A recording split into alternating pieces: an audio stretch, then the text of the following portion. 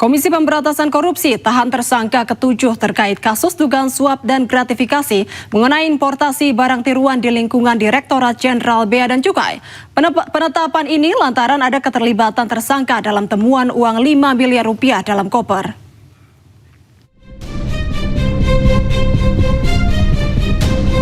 Berdasarkan hasil pemeriksaan KPK, Budiman Bayu Prasojo ditetapkan tersangka terkait kasus dugaan korupsi importasi barang di Direktorat Jenderal Bea Cukai. Pada penggeledahan rumah di Ciputat, KPK menyita sejumlah barang bukti di antaranya uang senilai 5 miliar rupiah. KPK mengungkap barang palsu dan ilegal bisa masuk ke Indonesia karena kasus suap pegawai Direktorat Jenderal Bea Cukai Kementerian Keuangan. KPK kemudian menaikkan perkara ini ke tahap penyidikan dan menetapkan 6 orang tersangka. Penyidik kemudian melakukan serangkaian kegiatan penyidikan baik melalui pemeriksaan terhadap para tersangka, saksi, kemudian juga pihak lainnya maupun kegiatan upaya paksa lainnya seperti penggeledahan di beberapa tempat yang diduga ada barang-barang atau ada bukti-bukti terkait dengan perkara tindak pidana dimaksud. Dalam proses penyidikan tersebut diketahui bahwa sejak November 2024, Saudara SA selaku pegawai pada Direktorat Penindakan dan Penyidikan atau P2 Bea dan Cukai diduga menerima dan mengelola uang dari perusahaan yang produknya dikenai cukai, ya, baik itu yang diproduksi di dalam negeri maupun juga barang impor, ya, yang produknya dikenai cukai dan juga para importir. Atas perintah Saudara BBP selaku Kepala Seksi Intelijen Cukai P2 DJBC dan Saudara SIS selaku Kepala Subdirektorat Intelijen Penindakan dan Penyidikan Direktorat Jenderal Bea dan Cukai atau Kasubdit Intel P2 DJBC. Sebelumnya Budiman Bayu Prasojo ditangkap pada Kamis sore. Yang bersangkutan dibawa ke Gedung Merah Putih KPK guna pemeriksaan lebih lanjut. Lantaran menurut KPK, suap tersebut membuat pengecekan tak dilakukan sesuai aturan. Dari Jakarta, Tim Liputan iNews melaporkan. KPK ungkap ada setoran bulanan kepada pejabat Dirjen Bea Cukai untuk loloskan barang impor palsu atau KW. Menurut KPK, uang setoran capai 7 miliar rupiah per bulan.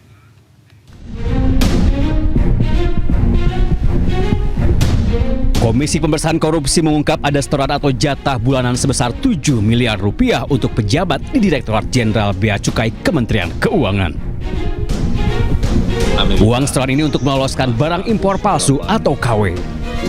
Pelaksana tugas Deputi Penindakan dan Eksekusi KPK Asep Guntur Rahayu menambahkan penambahan jatah tersebut mulai dari Desember 2025 hingga Februari 2026. Berarti hanya 3 bulan, Desember 2025, Januari 2026, dan Februari 2026. Bahwa penerimaan uang ini juga dilakukan secara rutin setiap bulan sebagai jatah bagi para oknum di DJBC.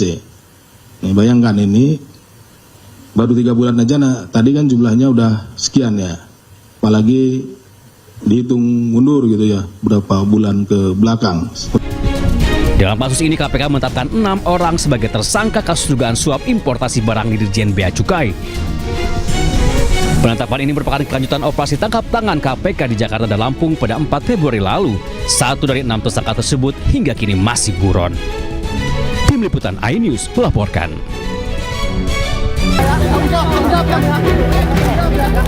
Ketegangan terjadi saat sejumlah penggarap berusaha mempertahankan buah kelapa sawit yang dibawanya dari petugas keamanan perkebunan di Asahan, Sumatera Utara.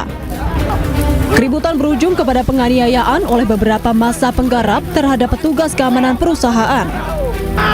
Akibatnya, petugas keamanan mengalami kekerasan fisik berupa pukulan hingga terluka. Tak hanya petugas, hewan pengamanan milik perkebunan juga dilaporkan menjadi sasaran kekerasan. Saat ini kasus kekerasan dan dugaan pencurian ini telah dilaporkan ke Mapolres Asahan dan karyawan yang terluka telah dirawat di rumah sakit. Dari Asahan, Sumatera Utara, Ulil Amri iNews melaporkan.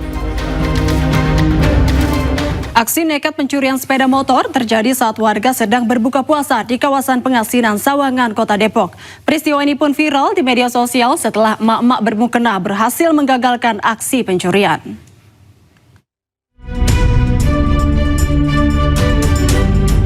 Rekaman CCTV memperlihatkan aksi dua orang pelaku saat berusaha membawa motor yang terparkir di depan rumah korban saat pemilik sedang sibuk berbuka puasa.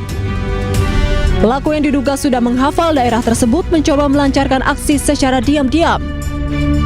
Namun aksi tersebut gagal total setelah istri korban memergoki gerak-gerik mencurigakan sambil berteriak maling dengan nada tinggi. Tanpa melepas mukena, emak-emak ini langsung berlari mengejar pelaku. Teriakan ini pun membuat pelaku panik dan akhirnya melepaskan sepeda motor yang sudah berada di tangannya. Saya naruh motor di sini. Ya biasa kan habis buka puasa, sholat rapi-rapi mau ke terawih. Nah sebelum berangkat, tiba-tiba di dalam ada suara, di luar ada suara plek. Keluar, anak saya keluar, nah, istri saya keluar.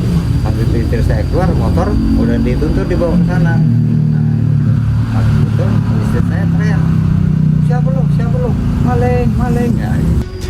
Usai kejadian, petugas kepolisian dari Polsek Sawangan langsung mendatangi tempat kejadian perkara. Polisi juga telah mengamankan rekaman CCTV untuk mengidentifikasi pelaku. Dari Depok, Jawa Barat, Yung Rizky Anyus melaporkan.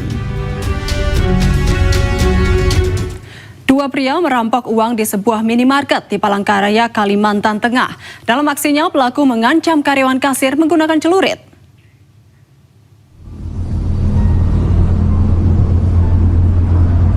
Rekaman CCTV ini memperlihatkan aksi perampokan yang dilakukan oleh dua pria tidak dikenal di sebuah minimarket di Jalan Garuda, Kota Palangkaraya, Kalimantan Tengah. Dalam aksinya, salah seorang pelaku yang menggunakan pakaian serba hitam dan membawa celurit dengan leluasa menggasak uang jutaan rupiah dari dalam laci meja kasir. Tidak hanya itu, pelaku juga menggasak sejumlah barang di minimarket.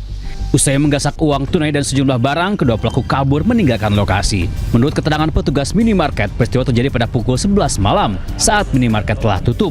Sebelumnya, pelaku juga sempat mengancam petugas kasir.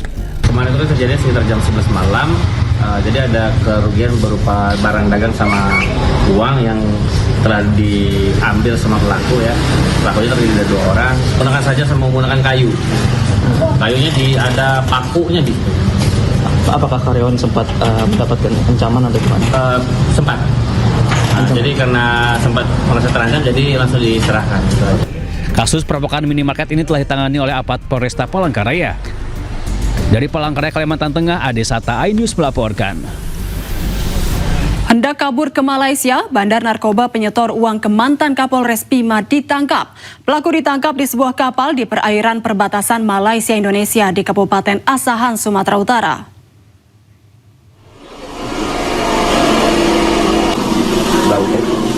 Petugas kepolisian dari Subdit 4 Direktorat Tindak Pidana Narkoba Bareskrim Polri melakukan pengejaran terhadap bandar narkoba yang menggunakan kapal di perairan Pematang Silo, Kabupaten Asahan, Sumatera Utara.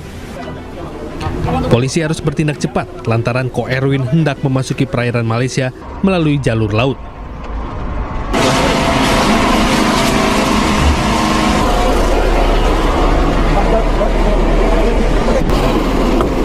Welcome to jungle.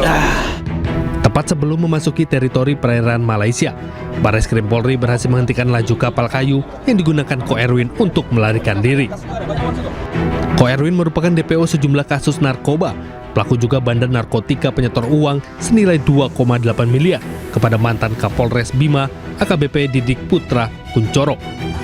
Dari hasil pemeriksaan, pelarian Ko Erwin ke negeri jiran telah direncanakan dengan dibantu oleh beberapa rekannya yang juga telah ditangkap lebih awal.